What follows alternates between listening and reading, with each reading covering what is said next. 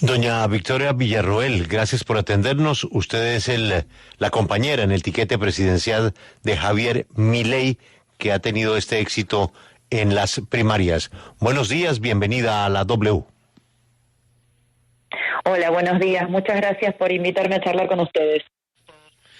Doña Victoria, hay muchas, especialmente mujeres en Argentina, que dicen que con el proyecto político del que usted hace parte, habría un proceso regresivo en importantes logros, en importantes avances que ha tenido precisamente la mujer en Argentina.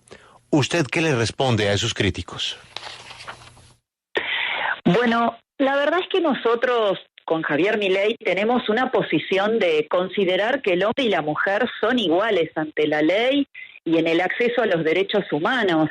Nuestra Constitución Nacional reconoce la igualdad para todos los habitantes argentinos y extranjeros que habitan en nuestro país, por lo que cuando hablamos de conquistas para determinados sectores, en realidad de lo que estamos hablando es simplemente de una discriminación positiva a favor de ciertos sectores. En el caso de las mujeres puntualmente, aquí la visión preponderante, y estimo que en Colombia también ocurre esto en mayor o en menor medida, es considerar que la mujer es una víctima per se. Es decir, que la víctima, que la mujer, por haber nacido mujer, es una víctima y ya de por sí requiere una protección especial por sobre el hombre, por sobre los niños, por sobre los ancianos, por sobre los discapacitados o cualquier otro sector de la sociedad. Y nosotros consideramos que esto es una visión netamente ideológica porque nuestra Constitución reconoce a todos con igualdad, y lo que se debe reconocer es la igualdad de oportunidades, no la igualdad de resultados.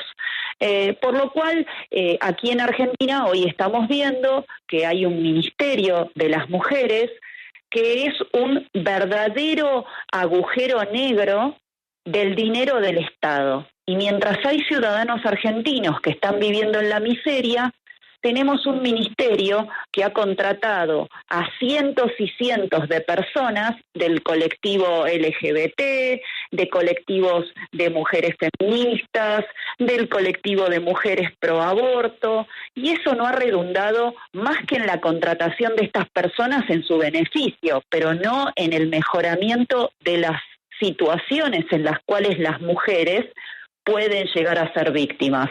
Así que nuestra posición es crítica y no veo como un avance la ideologización de la sociedad. Lo que veo como un avance es que nuestros derechos estén reconocidos y los podamos ejercer. Y eso hoy no está pasando, no solo para las mujeres, para todo el pueblo argentino. Sí, señora Villarroel, pero lo que es cierto es que sí existe una desigualdad entre hombres y mujeres, sí hay desigualdad de género, sí hay violencia de género que hay que combatir, sí hay, por ejemplo, una brecha económica y los hombres ganan más que las mujeres, y sobre todo el tema del aborto, que es al que ustedes se oponen, pues ha costado muchísimas luchas, y Argentina fue un ejemplo en Latinoamérica de esa lucha porque las mujeres tuvieran un aborto seguro, un aborto legal y no murieran en abortos clandestinos. Entonces realmente no se comprende, usted que además es mujer, ¿cómo se puede poner ese tipo de temas? Es que para nosotros el aborto no es una conquista social. En el aborto muere el niño por nacer.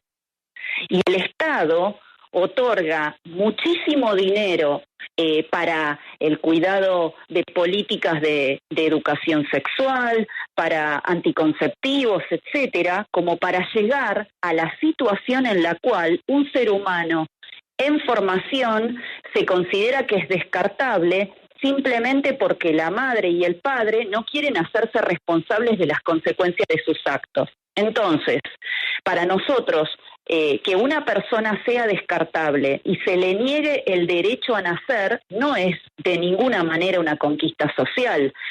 Tanto Javier Milei como yo somos personas que hemos defendido el derecho a nacer del niño por nacer, que somos pro vida y que nosotros consideramos que junto con millones en Argentina, porque quiero decir algo, la lucha por el reconocimiento del aborto ha sido una lucha impulsada desde el exterior, con mucho fondeo internacional, que en síntesis estuvo muchas veces en contra del parecer del mismo pueblo argentino, que es profundamente provida. Por lo cual, bueno, nosotros simplemente lo que queremos hacer es plantear lo que significa la voz silenciada del pueblo argentino, silenciada por grupos y colectivos de personas que son muy activos pero que representan a minorías de la sociedad. La violencia no tiene género, es tan importante en el caso de una mujer que sufre un delito, también es tan importante un niño que sufre un delito, y sin embargo un niño de 5 años que sufre violencia por parte de su madre, para el derecho en Argentina y para la visión ideologizada que sostienen estos colectivos, ese niño es menos víctima que si lo es una mujer adulta. Entonces, me parece que la violencia no tiene género, que todos tenemos los mismos derechos y que el Estado lo que tiene que hacer es sostener la igualdad ante la ley. Y quien comete un delito, simplemente que responda por él, independientemente de la ideología que se sostiene en este tipo de situaciones. Entonces, no tiene que ver con ser mujer, tiene que ver con que somos todos seres humanos, todos tenemos igualdad, todos debemos acceder a los mismos derechos y eso está garantizado. Con tu razonamiento, de hecho, la mujer se jubila 5 años antes que el varón. Entonces, con ese criterio estaríamos perjudicando a los hombres en el acceso a su jubilación cuando ellos lo hacen 5 años después. O, por ejemplo, en situaciones que devienen de la comisión de delitos, las mujeres muchas veces se les otorga prisión domiciliaria por tener hijos. Y no ocurre lo mismo en el caso de los hombres que cometen delitos y que también tienen hijos. Entonces, me parece simplemente que romper con la igualdad ante la ley, con la construcción de lo que ha sido el derecho y las garantías constitucionales, es algo que no es un avance, sino que al contrario, es un retroceso basado exclusivamente en la ideología. Bueno, pues ahí está el tema de la revisión del tema del aborto. Ahora explíquenos, doña Victoria, ¿por qué acabar con la educación sexual? No es acabar con la educación sexual, simplemente es que cada institución pueda brindar los contenidos en forma optativa. ¿Qué significa esto? Primera cuestión, la biología la estudiamos todos y esa es la información que debe dar el Estado para los educandos, independientemente del colegio, de la institución, sea privada, pública o el credo que profese la institución educativa, etcétera. Lo que debe darse son los contenidos biológicos, el conocimiento del cuerpo humano, la diferenciación de los órganos reproductivos, es decir, el conocimiento netamente biológico.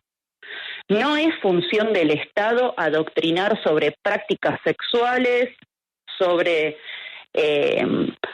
homosexualidad, bisexualidad, heterosexualidad. No es la función del Estado. Esa es información que debe dar, que se debe dar en el ámbito de la familia, o que en tal caso los padres deben autorizar a la institución que un tercero que no es miembro del núcleo familiar dé esa información que es sumamente sensible a niños menores de edad. Entonces, lo que nosotros de alguna forma consideramos que es respetuoso de las libertades de cada uno es que eso lo decidan quienes son mayores de edad y quienes tienen la patria potestad de los niños. Y esos son los padres. Aquí en Argentina está muy cuestionada la educación porque tenemos mucha cantidad de paros docentes, es decir, huelgas docentes, por mejoras salariales, porque se solidarizan con cualquier otro colectivo afectado por algún tipo de política, aunque no tenga relación alguna con el tema de la educación, porque tienen una clara militancia ideológica, y está muy en boga aquí en Argentina el cuestionamiento por el adoctrinamiento docente. Entonces, pero doña Victoria, definitivamente este es un tema que se presta mucho a eso. Sí. ¿Quiere decir, por ejemplo, entonces que una pareja homosexual en Argentina, si ustedes ganan las elecciones, no podrá adoptar niños? Nosotros no hemos planteado siquiera ese tema. No es un tema que esté hoy en la plataforma de ninguna de las coaliciones presidenciales o políticas que se presenten en la República Argentina. Imagínese que en la República Argentina, en este momento, que es el país de la carne, un jubilado tal vez puede permitirse un churrasco de carne por semana. En este momento en Argentina tenemos más del 50% de la población en situación de pobreza, un país sumamente rico en recursos. Tenemos personas que, por ejemplo, si no son propietarias de un bien inmueble, no pueden alquilar, porque la legislación vigente no le da seguridad ni al inquilino ni al propietario. Sí. Realmente hay que entender que hay situaciones que son acuciantes para la supervivencia de millones de argentinos. Sí. Entonces, me interesa focalizarme en los puntos muy especialmente importantes para que las personas vivan con dignidad. Sí, señora. Luego podremos dar todos los demás los demás debates de tipo ideológico o relacionados con puntos muy específicos. Sí, señora Villarroel. Y lo importante es que no vivan en la miseria millones de personas. Sí, señora Villarroel, cambiándole un poco el tema, usted justamente es quien lidera las propuestas de regulación de la venta de armas dentro de esta campaña presidencial. ¿Cómo plantea usted esta medida para que no aumenten los índices de violencia en Argentina, pues teniendo venta libre de armas?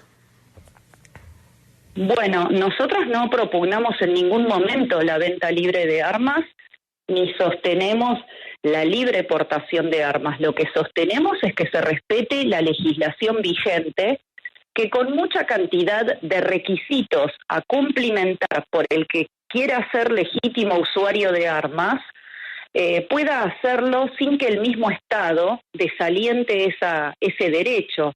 Pero para eso debe cumplir con una legislación vigente. Eso es todo lo que sostenemos. El Estado argentino actualmente tiene una muy buena ley para ser tenedor o portador de armas, y el mismo Estado es el que la desalienta. Candidata. Entonces, por otra parte, también quiero decirles que en lo que tiene que ver con la comisión de delitos, los legítimos usuarios de armas no son los que cometen los delitos. Sí. Casualmente, candidata, porque deben cumplir una gran cantidad de requisitos para poder tener un arma. Yo quiero que hablemos de la venta de órganos, porque el candidato Javier Milei ha hablado de la venta de órganos como un mercado más,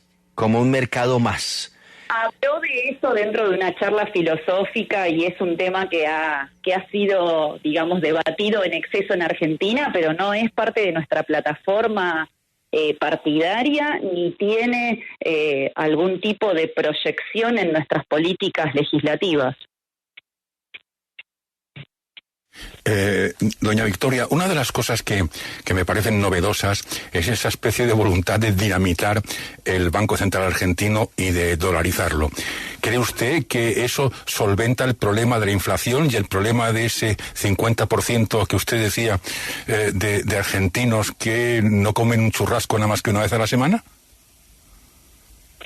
Bueno, nosotros tenemos una inflación realmente escalofriante. En este momento creo que somos el país que más inflación tiene en nuestra región, sin estar viviendo una situación de guerra, sin estar viviendo en una situación crítica como la que tienen otras naciones, y sin embargo estamos sumidos en la depreciación constante de lo que es el salario de los argentinos, de lo que es el valor de nuestra moneda.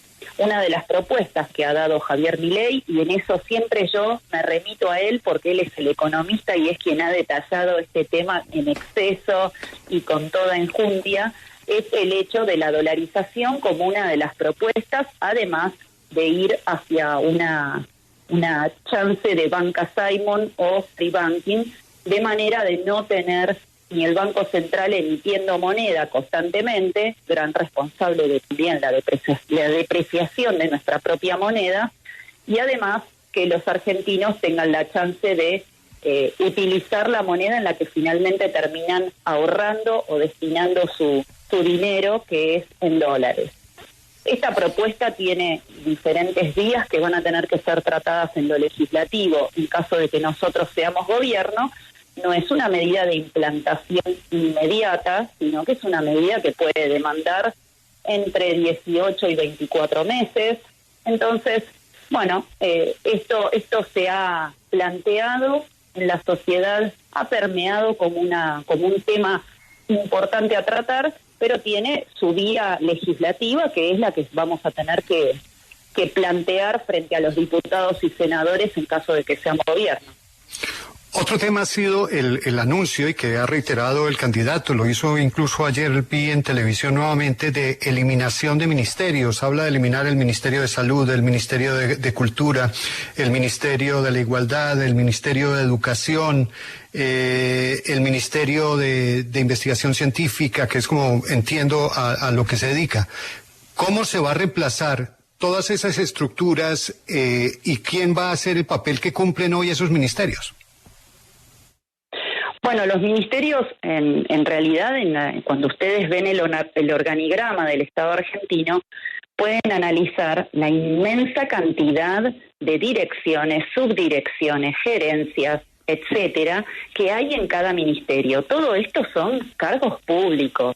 Todo esto es dinero que se aplica exclusivamente a una burocracia y al sostenimiento de distintos funcionarios, en algunos casos, funcionarios de carrera, en la inmensa mayoría simplemente funcionarios políticos o militantes políticos. Y de nuevo, nuestra política principal en lo económico ha sido la reducción del tamaño del Estado. Eso no significa que nosotros vamos a terminar de alguna manera con la educación, la salud u otras áreas que son fundamentales y que son obligatorias para el Estado argentino, porque nuestra Constitución las obliga, sino simplemente que se va a hacer más eficiente el funcionamiento. Entonces, en el caso puntual de educación, de salud, trabajo y niñez, van a estar reunidos en un gran ministerio llamado Capital Humano. Y ahí se van a tratar esas 4 áreas, en lo que es un ministerio sumamente grande, pero único, y no en 4 estructuras distintas en las cuales el único que se beneficia es el político, porque esto lo sostiene el pueblo argentino con personas que, por ejemplo, en su vida van a acceder a una carrera universitaria en una universidad gratuita. Entonces, me parece simplemente que es plantear que se hagan los recursos más eficientes, que el dinero se utilice de mejor manera, que no se utilice exclusivamente para pagar los favores de los militantes y que esto redunde definitivamente en políticas concretas, porque nosotros tenemos Ministerio de Educación, pero por ejemplo en las pruebas PISA de educación, en las cuales participan la mayoría de los países de nuestra región y de los demás continentes, Argentina viene teniendo resultados sumamente pobres en lo que tiene que ver con el rendimiento escolar. Sí. Entonces, no necesariamente tener un ministerio garantiza que la educación sea de calidad. Claro.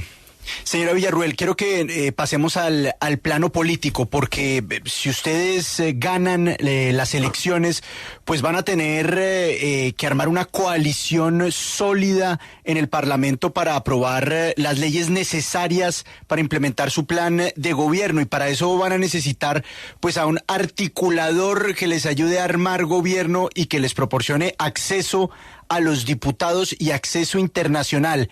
¿Es el expresidente Macri ese articulador? No lo hemos planteado. En lo que tiene que ver con las políticas legislativas, nuestras ideas son muy concretas, las hemos informado a la sociedad ya desde hace bastante tiempo. Piensen ustedes que nosotros con Javier Milei fuimos electos hace 1 año y medio, que somos diputados nacionales por la ciudad de Buenos Aires, y nosotros hemos en todo momento explicado nuestra visión política y qué país querríamos y qué medidas legislativas o leyes queremos proponerle al pueblo argentino. A partir de allí, sí, la oposición que encarna en una porción Mauricio Macri con Patricia Bullrich, y también está la otra porción de Rodríguez Larreta, que acaba de resultar derrotado en las primarias por Juntos por el Cambio, ellos definitivamente tienen ideas sumamente parecidas, tomadas de las nuestras, y han replicado gran parte de nuestro discurso, por lo cual nosotros creemos que no va a haber problema en lo legislativo, considerando que hoy por hoy tienen casi un discurso copiado de nosotros, así que no habría mayores inconvenientes para plantear políticas legislativas. Sí. Y en lo internacional, tanto Javier Milei como yo tenemos una labor previa a nuestro trabajo como diputados, con muchos contactos en el exterior, tanto en lo económico como en el ámbito del derecho, la política, la justicia, las relaciones exteriores, así que no, en principio no estamos debatiendo esa cuestión. Volviendo a los resultados, siguiendo con la política y hablando de los resultados, sin duda alguna, ustedes fueron la gran sorpresa de la noche. Se sabía que iban a tener un buen resultado, pero nadie les calculó el resultado que iban a tener, incluso con la manera con que han pintado el país del color de su movimiento. Pero de todas maneras las fuerzas se quedaron muy parejas, o sea, están 30, 28, si no estoy mal, y 27, o sea, está claro que ustedes van adelante, pero no está tan claro quién llegaría a una segunda vuelta eventual. ¿Ustedes creen que pueden encontrar dónde crecer más, o ustedes con esta primera, con las PASO llegaron a lo que podía ser un techo, o creen que tienen de dónde crecer para la segunda, para la primera elección de octubre? Creo que hay todavía un gran segmento de la sociedad donde podemos crecer. Por lo pronto hubo un ausentismo del 30% en las elecciones primarias, por lo cual ese porcentaje de ausentismo va a hacerse presente en una proporción todavía desconocida, pero en una proporción va a participar de las elecciones generales, así que nosotros tenemos mucha posibilidad de continuar creciendo. Y más allá de esa cuestión que sería estrictamente matemática, me parece importante también resaltar que la sociedad entendió no solamente que un pequeño grupo de ciudadanos que hoy son políticos, porque son diputados hace 2 años, 1 año y medio, pueden plantear políticas distintas más allá de las 2 estructuras gigantescas que estamos enfrentando. El ciudadano de a pie se siente representado por este David que lucha contra 2 Goliat. Y eso hace que el apoyo en la calle, en la faz pública, sea enorme desde el primer momento que Javier Milei planteó que iba a ser presidente de la nación. Así que nuestras expectativas son siempre muy positivas, pero además nosotros sentimos que de alguna forma ya hemos ganado porque hemos logrado correr el debate ideológico. Y lo han logrado correr 2 personas que no tenían estructura partidaria elefantiásica, como tiene el kirchnerismo y como tiene el macrismo, y que sin embargo dieron el debate de las ideas, y hoy por hoy tanto el oficialismo como la oposición macrista están debatiendo sobre lo que se plantea desde nuestra usina. Sí, señora Villarruel, usted se ha pronunciado a propósito de temas de terrorismo, es la fundadora y presidenta del Centro de Estudios Legales sobre el Terrorismo y sus Víctimas, y en diferentes oportunidades ha sido incluso acusada por diferentes actores de negacionismo de estas prácticas de terrorismo de Estado en la dictadura argentina, bajo la que estuvo en el mandato de Videla. ¿Por qué se llega a estas acusaciones? ¿Cuál es su respuesta frente a estas acusaciones de negacionismo de los crímenes de lesa humanidad que se cometieron en la dictadura argentina? El negacionismo es una forma, un calificativo que en realidad a lo que apunta es a correr el debate del discurso. Lo que yo he siempre por lo que siempre he batallado y porque siempre he luchado, es para que se le reconozcan los derechos humanos a las víctimas del terrorismo, es decir, a las víctimas agredidas por organizaciones armadas que cometieron actos de terrorismo durante la década del 70, tanto en gobiernos democráticos como en gobiernos de facto. Para que quede claro para los oyentes de nuestro querido país Colombia, debo decirles que lo que yo estoy reclamando es que se le reconozcan los derechos humanos a las víctimas de lo que para ustedes han sido las víctimas de la FARC, del ELN y de otros grupos terroristas. Derechos que aquí las víctimas del terrorismo no tienen, que han sido totalmente barridas y eliminadas de la memoria oficial y que su lugar lo han ocupado muchos de los terroristas que a su vez las agredieron a ellas.